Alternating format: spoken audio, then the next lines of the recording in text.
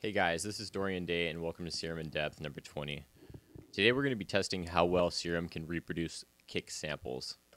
Now, I know using its noise oscillator, it can reproduce kicks pretty well.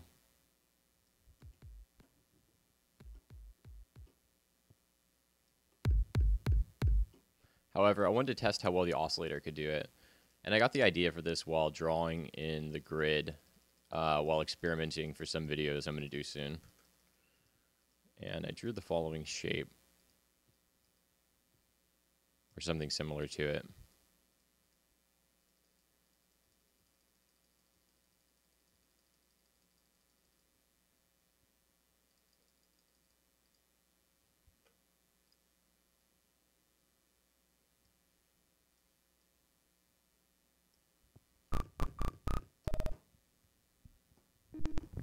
You can see on the oscilloscope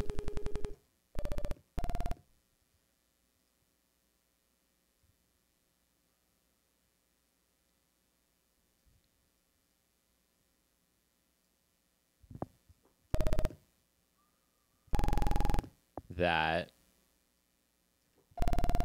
it pretty much just superimposes a sine wave in front of a saw.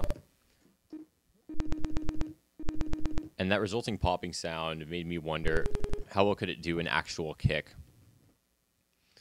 So I read in the manual, and it says that Serum can handle sample sizes, or frame rate sizes of up to 9,999 samples.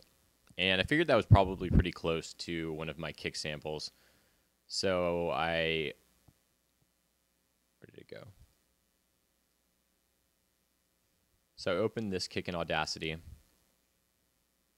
and I went to the tail end, and it was 10,615. And if I went even closer in, I got pretty darn close to 9,999. This wouldn't really apply to trap kicks or big 808s, but you know, medium-sized kicks to shorter.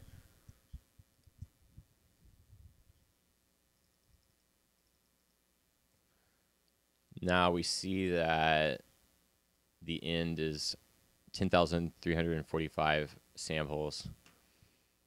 And if you're confused about what's going on, a number of the previous videos have talked about this subject, starting with making perfect single cycle waveforms.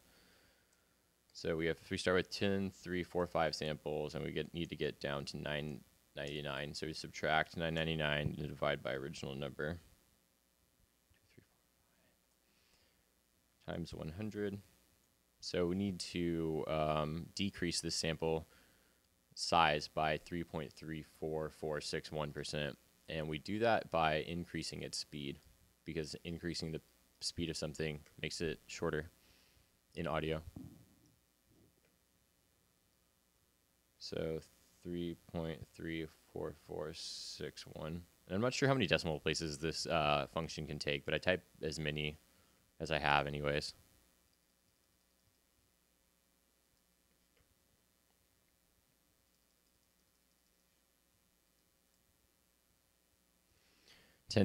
So could have been more accurate, but in this case we have a bunch of dead space, so I'm just going to delete.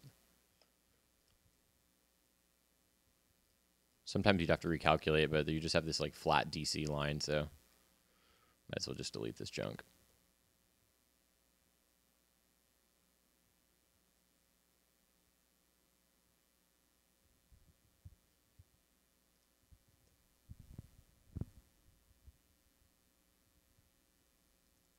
Just using the arrow key to move over until we get to 10,000.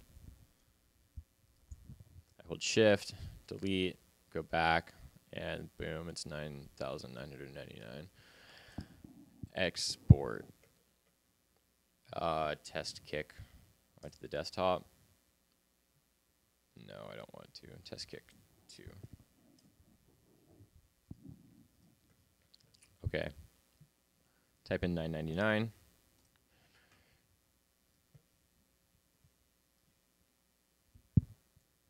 And we drag in test kick 2 from my other monitor. And we have a kick. So, moment of truth, how does it sound? I'm going to pitch it down.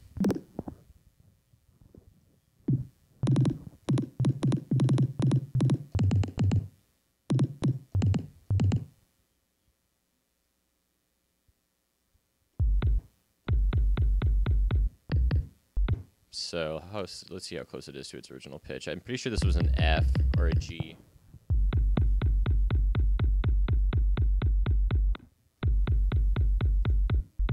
So I'm holding a low C, and it's giving us a F sharp G.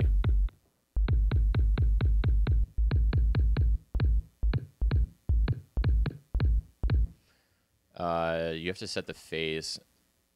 Is this it? I think, is that always restarting? Start the phase to the beginning.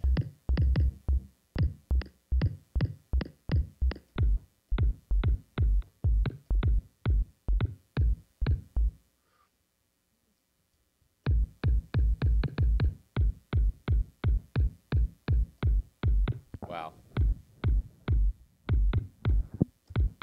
I got much closer making this video than when I was just doing it randomly on my own.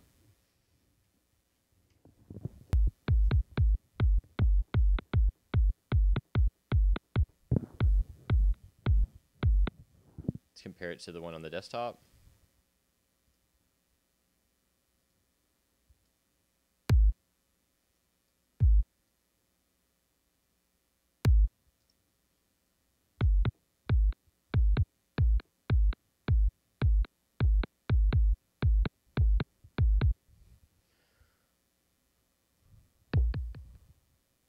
See, if we had a single shot mode on the envelopes right now, it would be easier to test.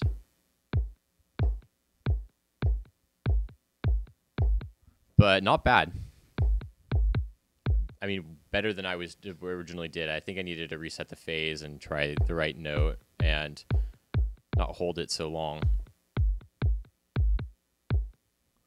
But that's actually pretty awesome, I think. Because this wasn't the result that I got when I did this on my own. It didn't sound this good, so this might actually be viable, which is really cool. So we'll see any other developments I have in this, I'll share. But pretty much you just need to be able to shrink the kick size down reasonably. You can't do it like 50%. You got to be able to do it like a couple percent and have it fit down to 9,999 samples. And we definitely need to get one-shot envelopes. But perhaps Serum could be a kick designer because you can mathematically generate stuff like this. And we have a formula editor. All right, thanks.